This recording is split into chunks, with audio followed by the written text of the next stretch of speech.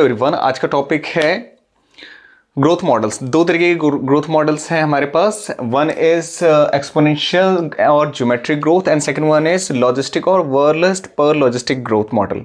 ध्यान रखना, ये जो दोनों ग्रोथ मॉडल्स है ये काफ़ी ज़्यादा इंपॉर्टेंट है। इसलिए कह रहा हूँ क्योंकि 2010, 12, 14, शायद 16 में भी, और फिर उसके बाद 20, 23 बहुत बार रिपीट हुआ है, यानी कि काफ़ी ज़्यादा इंपॉर्टेंट टॉपिक है। इसलिए कह रहा हूँ इसको अच्छे से पढ़ लें, और इसके ऊपर जो क्वेश्चंस हैं मैं डिस्क्रिप्शन बॉक्स में डाल रहा हूँ, उसको देख लेना। राइट, स्टार्ट करें। Now let's start with this topic, growth models. First we have is exponential growth और ज्योमेट्रिक ग्रोथ। अब आप हमारा शायद क्लास 11th में एक चैप्टर है ना, जहाँ पे हमने रेट और साइज जिस तरह से दो तरीके के दे रखे, ज्योमेट्रिक एंड एक्सपोनेंशियल, वहाँ पर भी सेम है, यहाँ पर भी वही है। अब इसमें क्या है, जो फर्स्ट वन है इसमें आप पाओगे कि when responses are not limiting the growth that is food space are unlimited. क्या मतलब है इसका, कि एक ऐसा मॉडल ग्रोथ का जहां पे आप कह रहे हो कि फूड और स्पेस क्या है, अनलिमिटेड है, कि अगर फूड एंड स्पेस अनलिमिटेड हो जाए, राइट, तो वहां पर पॉपुलेशन साइज बहुत तेजी से इंक्रीज होगा, बहुत तेजी से इंक्रीज होगा। तो ये है हमारा first one, when responses are not limiting the growth. ये ध्यान रखना, क्वेश्चन जब आता है वो इसी फॉर्म में आता है कि when responses are not limiting the growth, तब कौन सा ग्राफ बनेगा, कौन सा मॉडल होगा, it will be exponential growth और ज्योमेट्रिक ग्रोथ, इस नाम से आएगा। अब जब आप कहते हो फूड एंड स्पेस अनलिमिटेड है, तो ध्यान रखना ऐसा कभी हकीकत में नहीं हो सकता। ना तो कभी फूड कभी अनलिमिटेड हो सकता है, ना तो स्पेस कभी अनलिमिटेड हो सकता है। दैट इज वाई ये वाला जो ग्राफ है, ये वाला जो मॉडल है, ये कैसा है, हाइपोथेटिकल है। ये ध्यान रखना, this is hypothetical and not real one, ये ध्यान रखना। अब इसमें हो क्या रहा है, ये रहा हमारा ग्राफ, इसको देखो जरा ध्यान से। पॉपुलेशन डेंसिटी इस साइड दिखा रखी है हमने वाई एक्सिस पे, और एक्स एक्सिस पे टाइम है। अब जैसे जैसे आप टाइम बीत रहा है, आप देख रहे हो बड़ी ही तेजी के साथ पॉपुलेशन बढ़ता जा रहा है, राइट। अब इसके लिए इसका जो फॉर्मूला है dn/dt is equals to b minus D into n। इसमें b रिप्रेजेंट करता है, n से स्टार्ट करें, n रिप्रेजेंट करता है population size at time t। अगर हम बात करें b जो है, b क्या है, बर्थ रेट, d क्या है, डेथ रेट, और n क्या है, पॉपुलेशन साइज। तो birth rate minus death rate जब आप करते हो तो वो आता है आपका r। r क्या है, intrinsic rate of natural increase.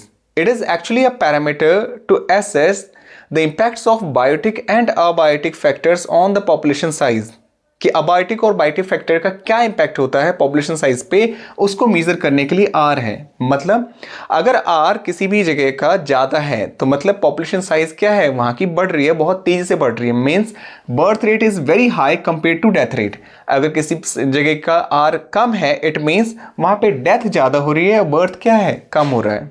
I hope ये समझ में आता हो। देन इसी का इंटीग्रल फॉर्म क्या है, N T is equals to N naught E R T. और ध्यान रखना, इन सभी के जो इन सभी ये क्या रिप्रेजेंट करता है, ये कई बार पूछा गया है, so be very careful. N T represents population density at time T, N naught represents population density at time zero, जब पॉपुलेशन डेंसिटी जीरो होगी। ऐसा कभी नहीं होता, ये ध्यान रखना। कभी भी किसी भी जगह की पॉपुलेशन जीरो नहीं हो सकती, पर ऐसा हम अज्यूम करते हैं कि मान लो एक पर्टिकुलर टाइम में वहां से हम स्टार्ट कर रहे हैं, वहां पे जीरो मान के चलते हैं। अब 10 साल बाद वहां की पॉपुलेशन क्या होगी, that is what we are counting. ठीक है, ये समझ में आता है। So E is base of natural logarithm, R is intrinsic rate of natural increase, जो अभी थोड़ी देर पहले हमने बात करी, एंड T इज टाइम। ठीक है, अब ये जो हमारा मॉडल है, ये जो हमारा एक्सपोनेंशियल ग्रोथ या क्या बोलते हैं, ज्योमेट्रिक ग्रोथ आप जिसकी बात कर रहे हो, ये J शेप का होता है, इस बात का भी ध्यान रखें। ये कैसा होता है, J शेप का होता है। इसमें आप ये जो K है, कैरिंग कैपेसिटी, ये आप देखोगे ये यहाँ पे है। फॉर एग्जाम्पल किसी भी स्पेस का एक लिमिटेड एरिया है, और उस लिमिटेड एरिया में लोग रह रहे हैं। अब मान लो एक पर्टिकुलर रूम है, उसमें 2 लोग रह सकते हैं, 10 लोग रह सकते हैं, ज़्यादा से ज़्यादा मान के चलो, अगर 10 बाय 10 का भी है तो 10 लोग, लेकिन उसके बाद तो नहीं रह सकते। मतलब वो एरिया कम से कम 10 लोगों को सपोर्ट कर सकता है, beyond that it is not possible. That is what we mean to when we say carrying capacity. Carrying capacity का मतलब एक पर्टिकुलर एरिया कितना ज़्यादा लोगों को या कितने ऑर्गेनिजम्स को होल्ड ऑन कर सकता है, कितने लोगों को वो फूड स्पेस प्रोवाइड कर सकता है, that is their carrying capacity. आपको मैंने कहा ये एक्सपोनेंशियल ग्रोथ कैसा है, हाइपोथेटिकल है, जहाँ पे फूड एंड स्पेस क्या है, अनलिमिटेड है, which is not possible. And as a result आप देख रहे हो कि ये जो कैरिंग कैपेसिटी वाली जो लाइन है इसको ये क्रॉस कर जा रहा है, जो कि कभी पॉसिबल नहीं है। In reality it is never possible. I hope ये समझ में आता हो। So first we have exponential growth. ये क्या है, when responses are not limiting the growth, hypothetical है, ये रियल नहीं है। इसमें फूड एंड स्पेस को आप अनलिमिटेड मान रहे हो, जो कि कभी नहीं होता। हर एक जगह पे लिमिटेड स्पेस है, लिमिटेड फूड है। देन इसका formula dn/dt equals to b - d into n, where n is the population size या पॉपुलेशन डेंसिटी, और b क्या है, birth rate, d is death rate per capita, ध्यान रखना। देन b - d r देता है which is intrinsic rate of natural increase, which is actually a parameter to assess the impact of biotic and abiotic factors on the population size। Then इसका integral form याद रखना है आपको, nt equals to n naught ERT। nt क्या represent करता है, population density at time t। n naught क्या represent करता है, population density at time 0। e base of natural logarithm, r is intrinsic rate of natural increase and t is time. ये सारा का सारा आपको अच्छे से याद रखना है, क्योंकि ज़्यादातर जब क्वेश्चन आए हैं वो इसी तरह से आए हैं कि k क्या रिप्रेजेंट करता है, इसका इंटीग्रल फॉर्म क्या होगा, ये क्या रिप्रेजेंट करता है, ये जे शेप क्या है, इसका शेप कौन सा होगा, एंटी क्या रिप्रेजेंट करता है, ई क्या है, आर क्या है, ऐसे करके क्वेश्चंस आए हुए हैं। मैं डिस्क्रिप्शन बॉक्स में डाल रहा हूं, उनको ध्यान से चेक कर लेना। Next we have logistic growth और वर्लस्ट पर लॉजिस्टिक ग्रोथ। ज़्यादातर क्वेश्चंस जो है इस फॉर्म में ज़्यादा पूछा गया है, वर्लस्ट पर लॉजिस्टिक ग्रोथ इस फॉर्म में पूछा गया है। इसका अच्छे से आप ध्यान रखें। इसमें जो ग्राफ है उसमें आप पाओगे सिग्मोइड शेप होता है। ये जो एस शेप है ये कैसा, इसी को क्या बोलते हैं, सिग्मोइड। एक वर्ड है सिग्मोइड, ठीक है। So this is giving you sigmoid curve. क्या एस शेप है, एस शेप किसके लिए है, वर्लस्ट पर लॉजिस्टिक ग्रोथ के लिए है, और जे शेप किसके लिए है, एक्सपोनेंशियल के लिए। दोनों क्लियर रखना, एक्सपोनेंशियल के लिए जे और लॉजिस्टिक के लिए कौन सा एस शेप है। जब आप कहते हो एस शेप, आप इसमें देख रहे हो कि इसमें एस जो शेप बन रहा है इसमें 3 पार्ट्स हैं, फर्स्ट ए, फिर बी बड़ी तेजी से, और सी। जो फर्स्ट पार्ट ए वाला है इसको बोलते हैं आप लैग फेज, या फिर जब धीरे धीरे पॉपुलेशन बढ़ रही है, बहुत धीरे धीरे, 2, 4, 8 ऐसे, फिर एकदम से क्या होगा, पॉपुलेशन बड़ी ही तेजी से ग्रोथ होगी इसमें। और ये क्या है, दिस वन इज एक्सेलरेशन, मतलब बड़ी ही तेजी से स्पीड बढ़ गई पॉपुलेशन के इंक्रीज होने की। देन डिसेलरेशन, मतलब अब स्पीड क्या हो गई, कम हो चुकी है, डिसेलरेशन। समझ में आता है नाउ। तो इसके 3 पार्ट हैं, first lag phase, slow growth phase, B acceleration phase, और सी क्या है हमारा, डिसेलरेशन, जब ग्रोथ रेट कम हो जाता है। ऐसा क्यों है, क्योंकि उसका जो कैरिंग कैपेसिटी है और वर्लस्ट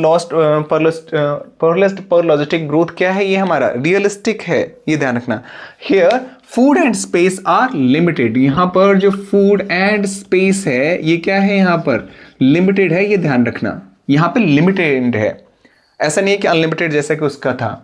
तो इसी वजह से क्या हुआ, जैसे ही उस पर्टिकुलर एरिया में फूड एंड स्पेस क्या हो गया, लिमिट पे पहुंच गया, जितने ऑर्गेनिज्म को होल्ड कर सकता था उतनों को उसने होल्ड किया, उसके बियॉन्ड जैसे ही पॉपुलेशन बढ़ने की कोशिश करेगी वो पॉसिबल ही नहीं होगा।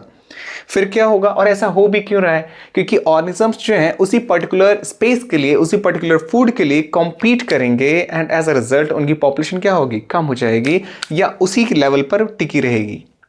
आई होप ये क्लियर है।